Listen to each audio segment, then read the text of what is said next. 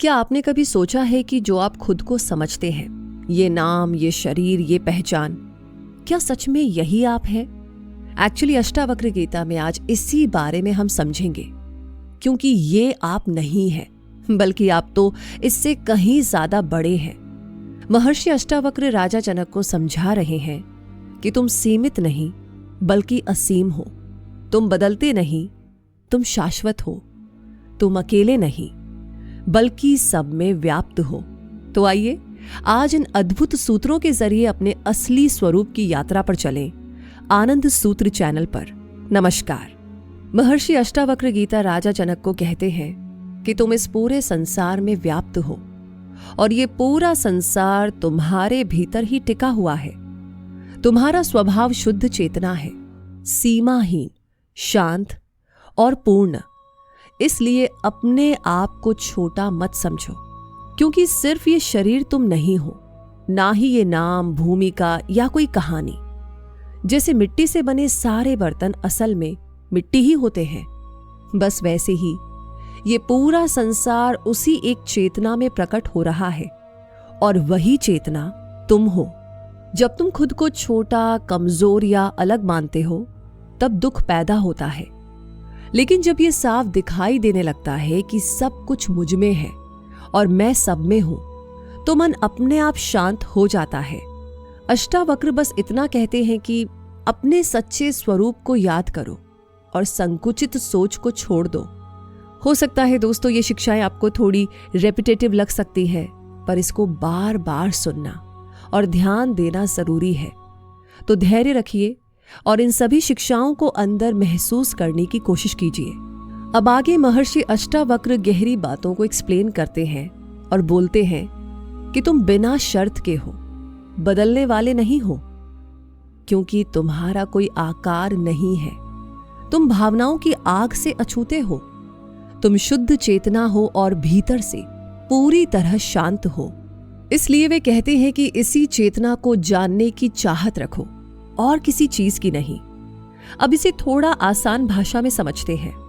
हम आम तौर पर सोचते हैं कि मैं बहुत गुस्से वाला हूं, मैं बहुत दुखी हूं, मैं बहुत परेशान हूं, बहुत एंजाइटी होती है।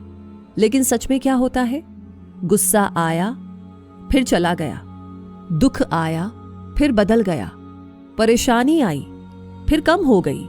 तो जो चीज बदल रही है वो तुम नहीं हो। तुम तो वो हो जो इन सबको होते हुए देख रहे हो।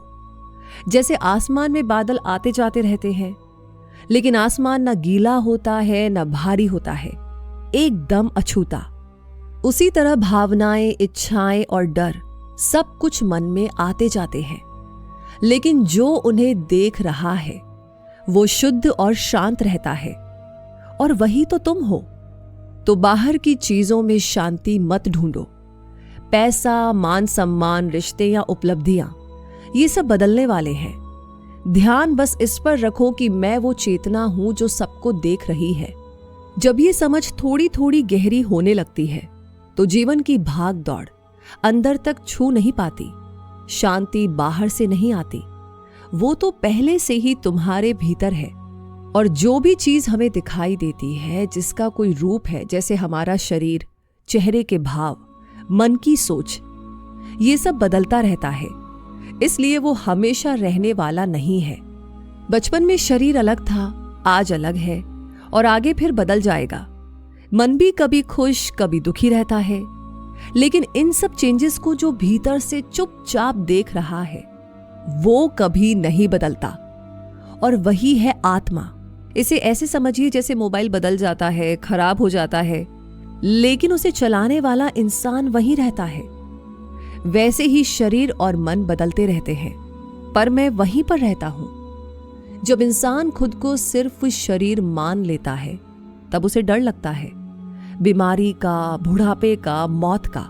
लेकिन जब ये बात समझ में आ जाती है कि मैं ये शरीर नहीं हूं, मैं तो वो चेतना हूं जो सबको देख रही है, तब ये डर धीरे धीरे खत्म हो जाता है।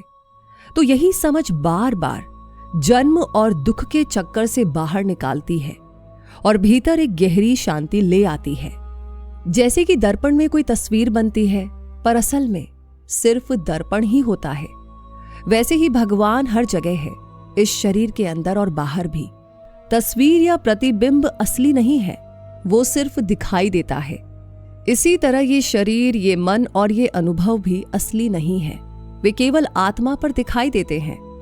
जैसे तस्वीर दर्पण को छू या बदल नहीं सकती, वैसे ही शरीर और मन आत्मा को प्रभावित नहीं कर सकते।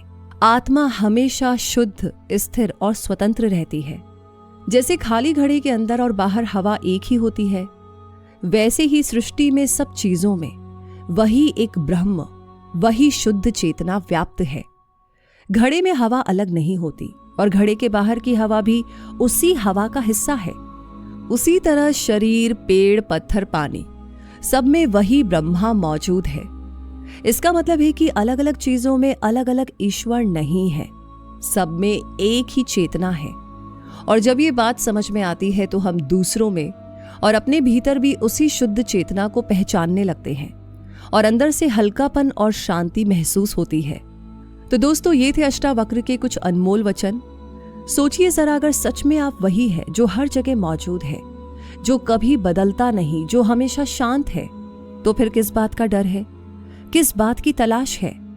बस जरूरत है एक बार ठहर कर खुद को देखने की, मन की आवाजों से परे, शरीर की सीमाओं से परे, उस खालीपन में, उस शांति में, वहीं आप खुद से मिलेंगे।